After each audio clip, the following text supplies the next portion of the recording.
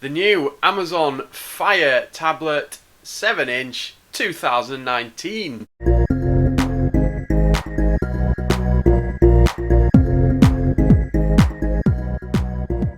First things first, right off the bat, Google Play Store. You can follow my tutorial and you can install the Google Play Store on the 2019 edition Fire 7. First impressions, it is fairly snappy. A tiny bit snappier than the old 2017 edition. Side by side, and in a game of spot the difference, you can't really tell what the difference is. It's only when you start using the device that you notice some subtle differences. On the new 2019 edition, there's an additional font size in the UI, which wasn't there previously. Very handy for making fonts smaller. So you can get a bit more on the screen, whereas before you had to deal with a minimum size of font, which was not very pleasing to the eye. So on the new 2019 edition, when you drag down from the notification bar, you get some quick shortcuts to adjust settings on the fly, like Bluetooth or Wi-Fi. Drag further down and you get the larger buttons that you previously got on the other generation, 2017 generation. So I will just quickly show you what happens when you drag down on the old version. Straight away you get all of the large icons. The layout of the I/O is absolutely exactly the same on the new model, and the positioning of the SD slot is exactly the same. The only difference physically is the speaker is now on the side, whereas on the previous model it was, wrong side, there on the back. So the audio now fires a bit more towards your ears. In my previous video on this device, before I'd actually received it, I did say that there was a light sensor. That appears to be incorrect. There doesn't seem to be any light sensor on this new edition, which is fine, but you do need to manually adjust the brightness of the display, but you had to do that in previous models anyway.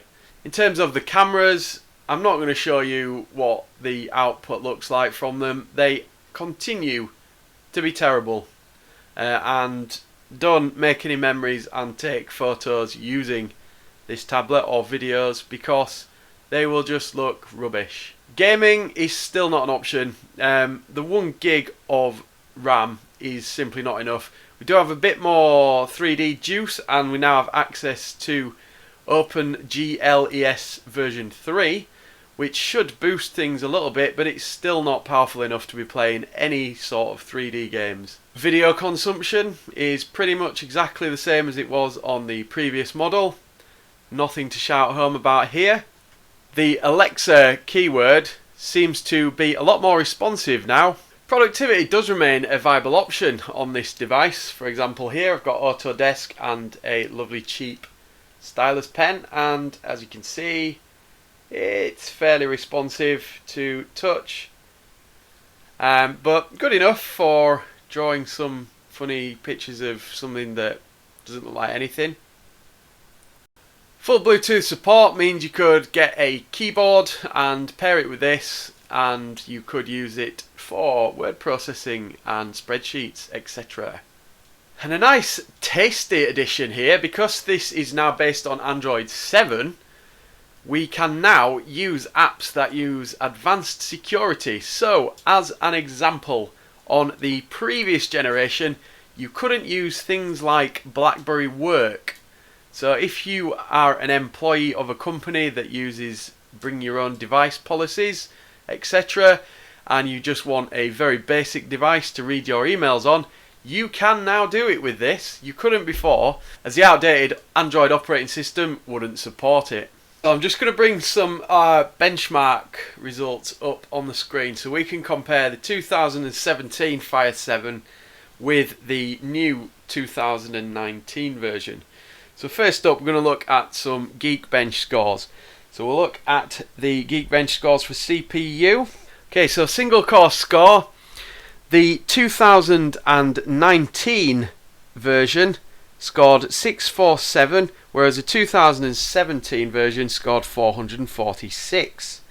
The multi-core score for the 2019 version was 1791, whereas the 2017 was 1191.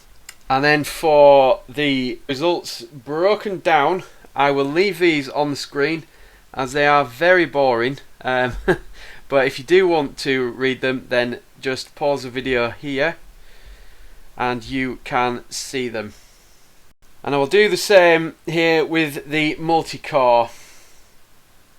And next we've got the results for the Ice Storm Extreme test, which is one of the 3D Mark tests.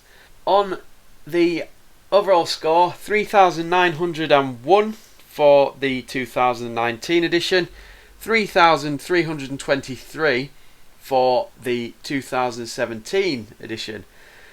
So the graphics score was 3,338 for the 2019 and 2,857 for the 2017. So we had a frames per second for graphics test 1 of 19.2, graphics test 2 11.7. That's on the 2019 version. And on the 2017 we had 13.6 FPS on graphics test 1 and 11.5 on graphics test 2. And then the physics score was 9511 on the 2019 and 7738 on the 2017. And the FPS for the physics test was 30.2 on the 2019 and 24.6 on the 2017. The score versus all devices, the 2019 edition beat 27% of other results, and 2017 was 24% of devices. And then we've got some performance monitoring results on there as well, which I won't run through. What are we getting here that we didn't get before?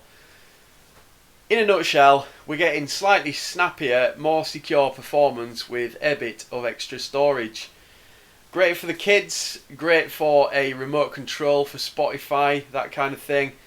It's not bad value for money, £49.99. If you have liquid funds that you can get rid of and you just want to mess about with one, play a bit of 2D games, or indeed use it for what Amazon want you to use it for, which is reading their books and watching their videos. So if you can do that, then it is well worth the money. You get a lot for your money. It's quite stylish now with the new colour schemes that are available. It's probably going to go in a drawer at my house, but I've enjoyed playing about with it to see what the low end of the market is up to right now. I don't think any other tablet manufacturers are going to get anywhere near this spec for this price, so well done to Amazon for doing it yet again. It'd be quite interesting now to see what their higher end devices look like when they rejig those. So we've got the 8-inch tablet, which is one of my favourites, and then we've got the 10-inch, which is even more one of my favourites. If you've not seen my reviews on those yet, I will link them in the description below. If you want to know how to get the Play Store installed, then I will also put links down below. If you haven't yet subscribed to my channel, then make sure you do so below, and I'll see you in the next one. Bye!